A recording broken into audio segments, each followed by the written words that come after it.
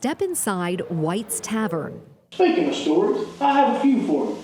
Mostly old news by now, I guess.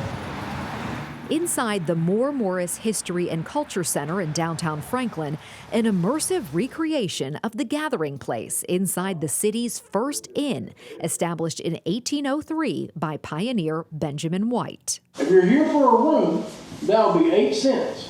If you need me to stud your horse, it'll be 12.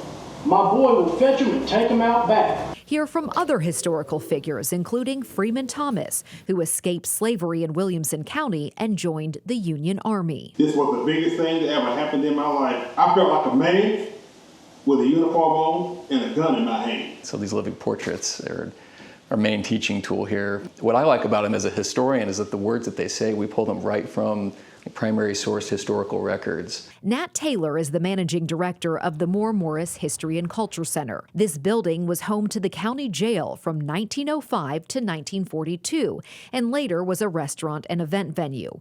The nonprofit Heritage Foundation of Williamson County purchased the building and opened this center last year to share the area's rich stories with the community. It's clear, Franklin really cares a lot about its history and understanding it. Franklin is a great mix of a historic community and a great preservation ethic of this beautiful historic downtown, but it's also a community that continues to grow and evolve.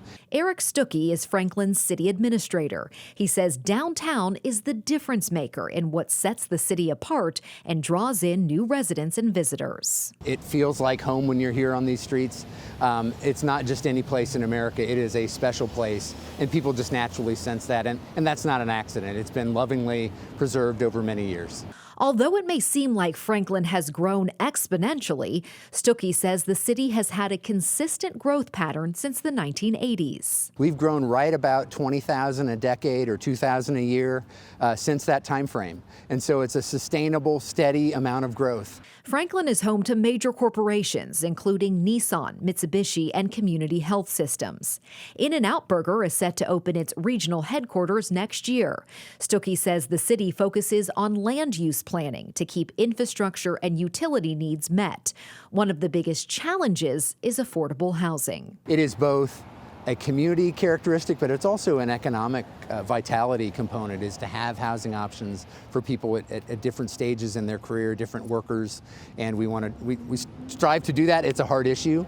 We don't have an easy solution, but we're continuing to work on it and think about it and look at ways that we can make that happen. Franklin is a city with an eye on the future while looking back and preserving its past. I think communities that care so much about their history, it will only serve them for the future. So I think we're pretty well positioned here. It is National Travel and Tourism Week, so the Moore Morris History and Culture Center is offering free admission through Saturday.